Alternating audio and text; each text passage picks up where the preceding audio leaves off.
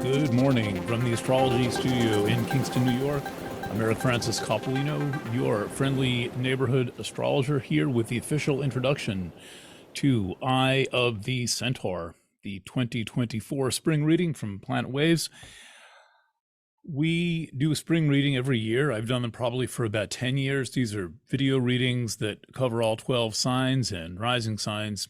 But 2024 is a very special year with a highly unusual sequence of events going on in the spring season and a little bit beyond. And I thought I would do a very special spring reading for you.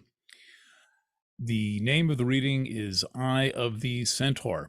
The reason that it is called that is because there is a total solar eclipse of the sun on the 8th day of April that will be getting a lot more news in a few weeks than it's getting today. It's only about 6 weeks off or so, a little bit less. And this is the second eclipse that's going to cross the American continent.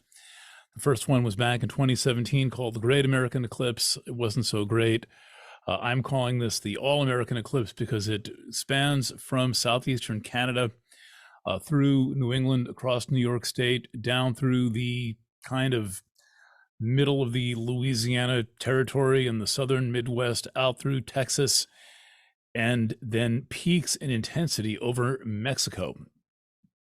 And the very distinctive thing about this eclipse is that it is conjunct Chiron. And I want to tell you a little bit about Chiron in this recording, this kind of preview of a reading. But I first want to show you what it is about this eclipse that is so unusual. And if you'll forgive me, this video business is kind of inherently dyslexic because left and right are reversed. As you can see, the eclipse is right here. We're jumping right into the technical weeds. The eclipse is right here. Moon conjunct sun near the lunar node. Anytime you have the moon conjunct the sun or the moon opposite the sun near one of the lunar nodes, you have an eclipse coming. And note that Chiron is right exactly there. The moon is at 19 degrees, the sun is at 19 degrees, and Chiron is at 19 degrees. That's pretty cool. That's unusual. That must have happened once or twice in living memory, or maybe the past few hundred years. But what's more interesting is they are all not only conjunct to the degree, but they're conjunct to the minute. 1924, 1924, and 1924. Personally, I would have rated that as an impossibility. If you had said, what do you think the chances of that happening are? I would have said, well, close to about zero. Just checking my audio levels here. Close to about zero. But there we have it. There it is. And this is going on in Aries. Aries is a sign associated with individuality, with distinction, with initiative, with standing out.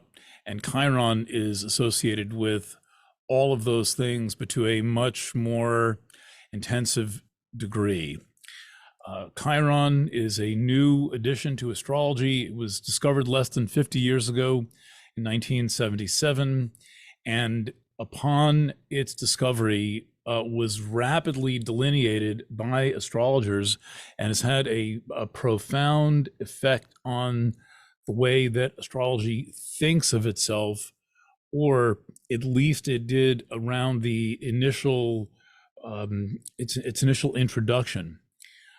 There has never been a planet that was delineated with such passion, so thoroughly, so quickly, and I think so competently as Chiron. The book started coming out within a few years. There are a couple of really excellent books. My two favorites are Chiron and the Healing Journey by Melanie Reinhardt, and Chiron Rainbow Bridge Between the Inner and the Outer Planets by Barbara Han-Clough, both astrologers and teachers who I know personally and have worked with in a diversity of different capacities, and both of them tremendous astrologers. We don't hear that much from Barbara Han-Clough lately, but I have been rereading her Chiron book, and it is just so perceptive. And I thought it was perceptive when it first came out, well, when I first discovered it in 1995 or so. But now I've been reading Chiron in charts for 29 years and looking back over it over the past couple of weeks, preparing for Somewhere in Between. I just thought this is absolutely incredible work. Melanie has developed the psychological aspect of Chiron and is more focused on the healing attributes of Chiron. And this leads me to my comment about why it is that Chiron has shifted the whole nature of astrology and how it thinks of itself. And that is because Chiron is the introduction of the concept of healing to astrology. Prior to Chiron, astrology thought of itself mostly as a divinatory art. I'm not that conversant in how exactly the ancient Greeks who codified the system that we have thought of what they were doing in terms of how they reflected on its qualities, and some of this was in what you might think of as pre-conscious times. The Greeks were very intelligent, but that self-reflexive awareness was not there. They passed on a lot of different ideas to us, a lot of different guidelines, and the rulership system and so forth. But I'm not sure how they thought of what they did, except maybe as a predictive art and as a divinatory art. And then there's a renaissance in the late 19th century, and astrology seems to be thinking of itself either as some kind of a spiritual access point or a divinatory art, the ability to scry off of the heavens, which it is. But when Chiron enters the scene, the discussion shifts to a healing-centered focus. And this enters the picture because Chiron was a master healer, the Chiron of mythology, whatever mythology is. I'm reading a deep book about the nature of the mind and the development of the gods in people's minds. And so I'm rethinking some of what I think these gods are. You know, we talk about a lot of gods in astrology, right? But through Chiron, we get not only the master healer, but the teacher of Asclepius, the god of medicine, in the medical arts. So Chiron learns in the myths, Chiron learns medicine from Apollo, and then teaches, among the many people he taught, Asclepius, the god of medicine, the arts of medicine and surgery. So this is a very important mythological figure that Ermini Lantero, who wrote the first book on Chiron, pointed out was a lost myth or a nearly lost myth until the discovery of Chiron by a guy named Charles Kowal in 1977. And so Chiron begins to shift the thinking of some astrologers into the idea that astrology is a healing art, and I think of it as a developmental art. The healing process involves a rethinking of, a reframing, reevaluation of traumatic events that have happened in our lives, and the gathering of the purposes that those traumatic events have given us, and the ability to concentrate power, knowledge, and wisdom, and a kind of efficacy, real applied knowledge. Chiron is nothing if not an applied set of skills. This is shown in the placement of Chiron natally, the way that this wounding and healing process works, the way that these injuries are turned into abilities, gifts, is shown in the natal placement, but moreover, it is demonstrated in the transits of Chiron. So one little bit of information about Chiron that makes it so distinctive. I'm not sure how visible this is going to be. I'll try to do a better one of these for the reading. But Chiron was discovered in this very strange orbit. It's in green. between the orbit of Uranus, that's in orange, and Saturn, that's in purple. Probably looks like gray on your monitor. And what Chiron does is it crosses into the orbit of Saturn,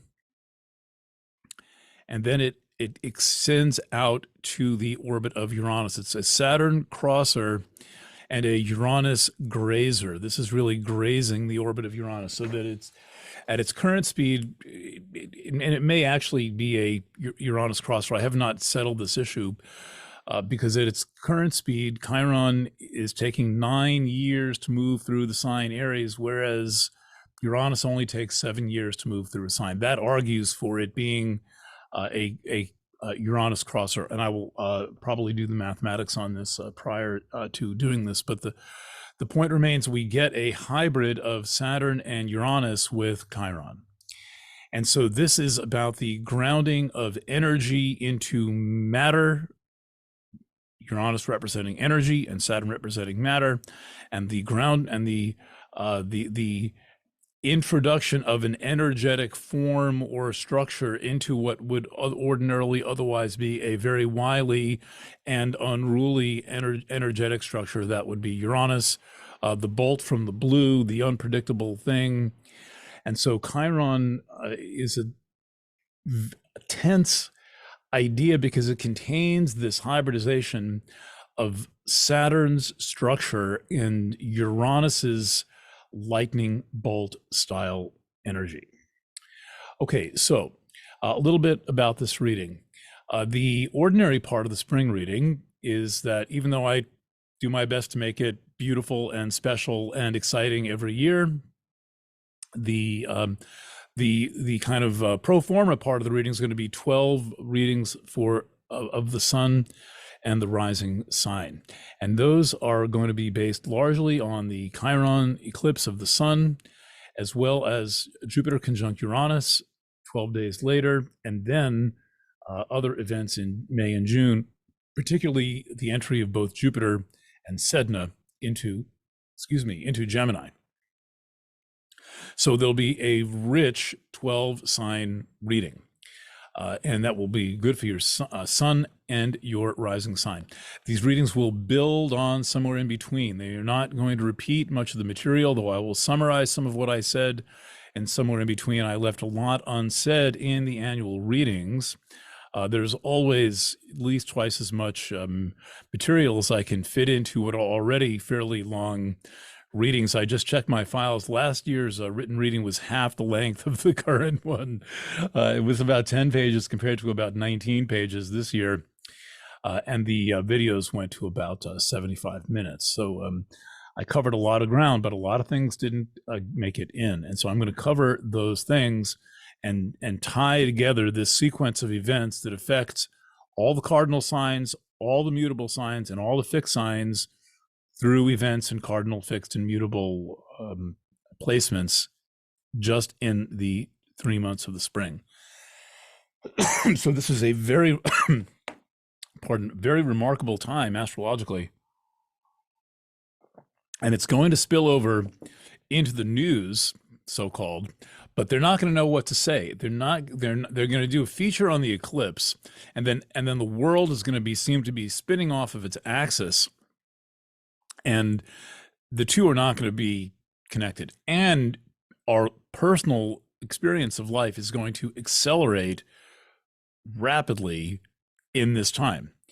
And that is not going to have any explanation unless you are following an astrologer who actually knows what he's talking about. And sadly, a lot of the astrologers I'm seeing on the internet and on Substack are kind of not really doing much astrology. It sounds like astrology, but a lot of it's just magical thinking. So we're going to do the healing work here. We're going to talk about the subject matter of this very important type of healing for our age, the digital age, which is healing the disembodiment that we have been basically getting electrified by over the course of the digital age and going back further over the course of the electrical age. And there's many comments about this in these charts. So those are the 12 sign readings. They are comprehensible, and they're presented in my friendly, accessible neighborhood astrologer format, as opposed to being technical recitals of squares and trines and sesquiquadrates and all this stuff. The then there's part two of this, and it's why I'm getting an early jump on these readings.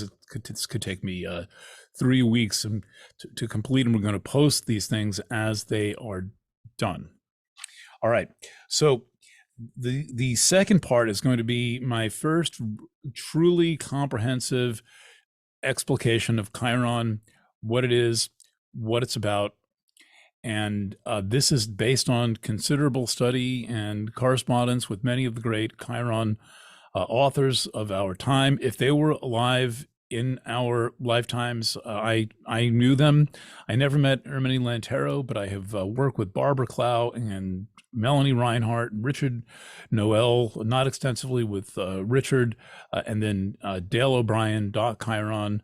I've corresponded with Zane Stein many times, and so I have a very good broad overview that has then been supplemented by 29 years of work with clients and mundane astrology. So I think I'm a pretty good touchstone for Chiron because I have such a depth of knowledge and have written so much.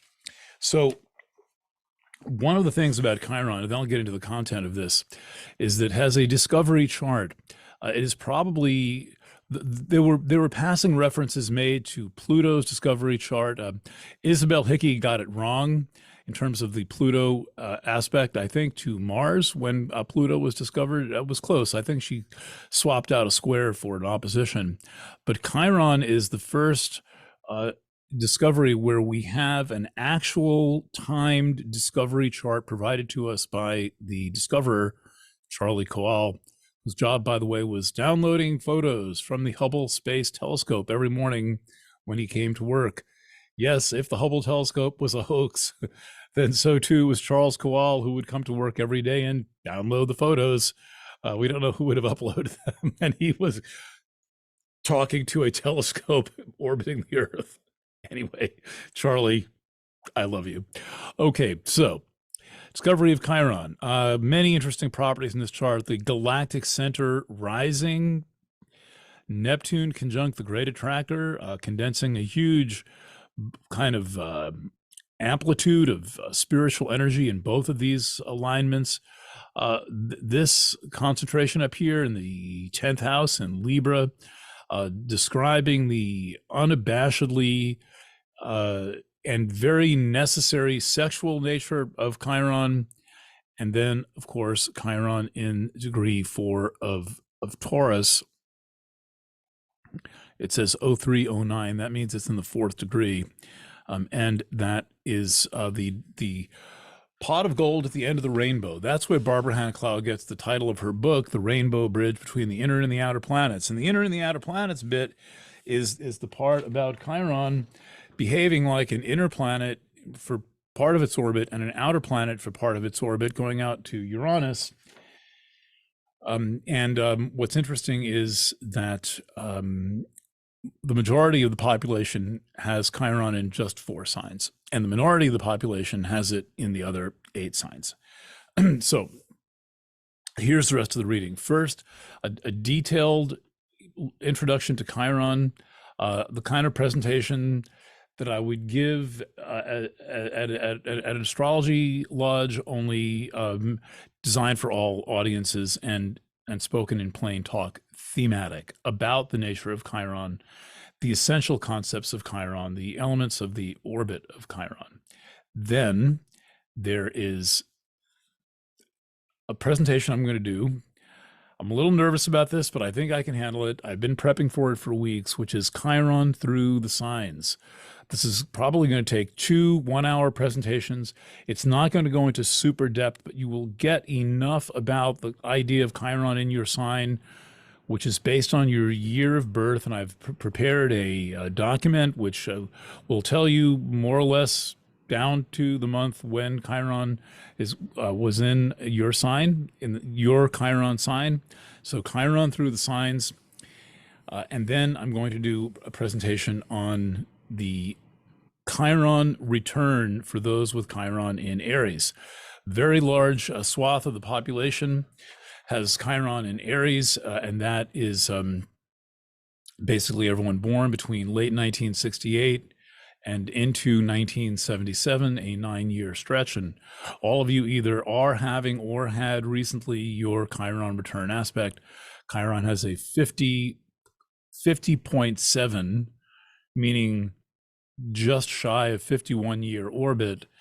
And a lot of people are now in or going into or coming out of your Chiron return.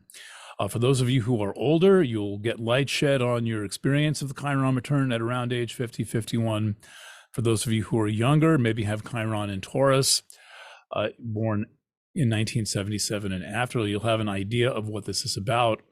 And I'll be talking about Chiron transits generally as part of that reading. So this is a tremendous amount of concentrated knowledge and information presented in an easy to follow, accessible style. We're offering it now to our current customers at a 20% discount, current customers and subscribers. So please, if you see one of those coupons, take advantage of that. This will obviously be split into two products. The Chiron, the Chiron product will, is going to be an enduring product that will, last for years. Chiron through the signs will last for years, and the Chiron return reading will also be worthwhile for years. For professional astrology work, this is a very inexpensive price. I have currently more readings than I can handle at $555. I can only do a couple a week. And this whole package is retailing at the moment for $111 with discounts offered. So you will come out of this with not only a sense of your personal connection to Chiron, and some of you may be getting it just from this presentation. You hear the themes, you recognize the themes in your life, but also an understanding of what Chiron is about generally, and how to get this working for you. And I found, as I said in a video that I'll probably attach to this, that my process of learning astrology essentially was accelerated overnight by getting just halfway through Barbara Hand Clow's book on Chiron. Basically, all I needed to read was an explanation of what it was, and suddenly I could read charts. And I had worked a long time to build up my knowledge of the esoteric arts and tarot and astrology and other things, with years of Course in Miracles training, and I was not able to read charts. I was really struggling until I got halfway through Barbara's book, and then suddenly the lights came on and I knew what I was doing. So I will leave it here.